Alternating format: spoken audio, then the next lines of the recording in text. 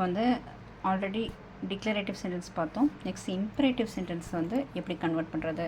So declarative sentence சொன்னால் செய்தி வாக்கியம், இம்பரேட்டிவ் சென்டென்ஸ் அப்படின்னு சொன்னால் நம்ம கட்டளை வாக்கியம் அப்படின்னு சொல்லி படிப்போம் தமிழில்.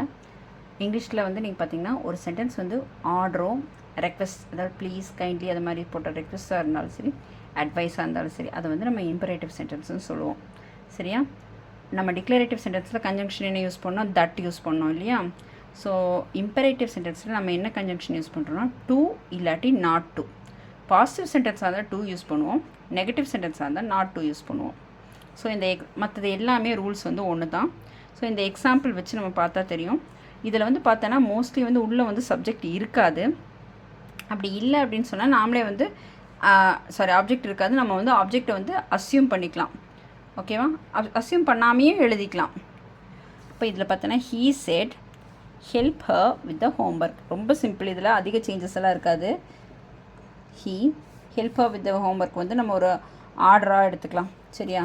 ஹீ ஆர்டர்ட், அதை செட்டுக்கு போய்லாம் ஆர்டர் போட்டோம். இது வந்து இம்பரேட்டிவ் சென்டென்ஸுங்கிறனால கனெக்டிவ் வேர்டு வந்து இது வந்து positive sentence. So connective word வந்து டு. ஹீ ஆர்டர்ட் டு, மீதியெல்லாம் அப்படியே எழுதிடலாம். Help her with the homework. அவ்வளோதான். இதுவே நெக்ஸ்ட் பாருங்கள். They said don't disturb her while studying. So வந்து இது என்ன பண்ணுறாங்க, இதுவுமே வந்து அட்வைஸாக வச்சுக்கலாம் இல்லாட்டி. அப்போது தே அட்வைஸ், இதில் வந்து நீ செட்டுன்னு எழுதினாலும் தப்பு கிடையாது. ஓகேவா? தே அட்வைஸ். கனெக்ஷனுக்கு என்ன, டோன்ட் டிஸ்டர்ப். இது வந்து பண்ணாத அப்படின்னு சொல்லியிருக்காங்க. இப்போ டோன்ட்டுக்கு பதிலாக நம்ம என்ன யூஸ் பண்ணோம், நாட் டு. சரியா? இந்த இடத்துல பண்ணுங்கிறதுனால நம்ம டூ யூஸ் பண்ணுறோம். இதில் வந்து பண்ணாதங்கிற மாதிரி நெகட்டிவ் சென்டென்ஸாக இருக்கனால not to disturb her while studying. அவ்வளோதான். Ram said to Priya please tell her to call me. இதில் இன்னொரு இது என்ன அப்படின்னு சொன்னால் ப்ளீஸு, கைண்ட்லி இது மாதிரி வேர்ட் வந்துச்சுன்னா அதை வந்து நம்ம அவாய்ட் பண்ணிக்கணும், அதை வந்து நம்ம யூஸ் பண்ணக்கூடாது. சரியா?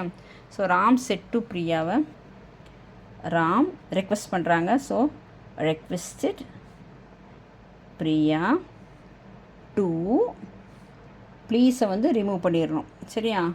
To tell her to call me என்னவா மாறும், ஹிம்மாக மாறிடும்.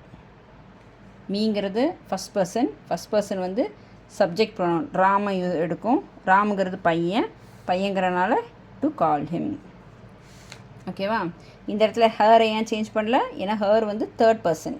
இந்த இடத்துல ஹருங்கிறது தேர்ட் பர்சன். நம்ம ஏற்கனவே படிச்சிருக்கோம். First person subject pronoun, second person object pronoun, third person no change. ஓகேவா? She said don't tell him anything. இங்கே தேர்ட் பர்சன் தான் இருக்குது. So no problem. She requested, இந்த இடத்துல ரெக்வெஸ்டடே எழுதிக்கலாம்.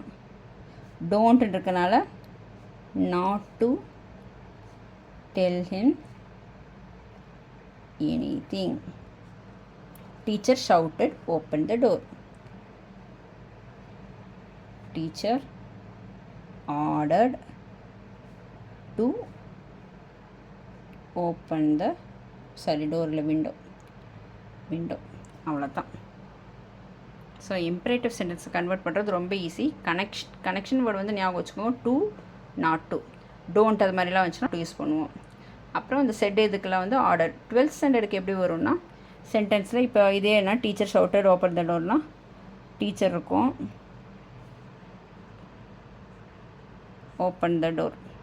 ஸோ 12th எப்போவுமே பண்ண வேண்டியது என்ன அப்படின்னு சொன்னால் யார் பேசுகிறாங்கன்னு பார்த்துட்டு நேராக வந்து என்ன டைப் ஆஃப் சென்டென்ஸ்னு பார்த்துக்கோங்க. ஸோ இது வந்து இம்பரேட்டிவ் சென்டென்ஸ் அப்படின்னு நீங்கள் கண்டுபிடிச்சிட்டிங்க அப்படின்னு சொன்னால் அதுக்கான கனெக்டிங் வேர்டு என்ன, அதுக்கான என்ன எல்லாம் சேஞ்ச் பண்ணுவோம், அதுக்கு மாதிரி பார்த்துக்கோங்க. இதுக்கு கீழே ஒருத்தர் இருப்பாங்க, ஸ்டூடெண்ட் கொடுத்துருக்காங்க அப்படின்னு சொன்னால் நீ எழுதும்போது எப்படி எழுதணும்னா 12th standard teacher set to the students to open the door, இப்படி எழுதணும்.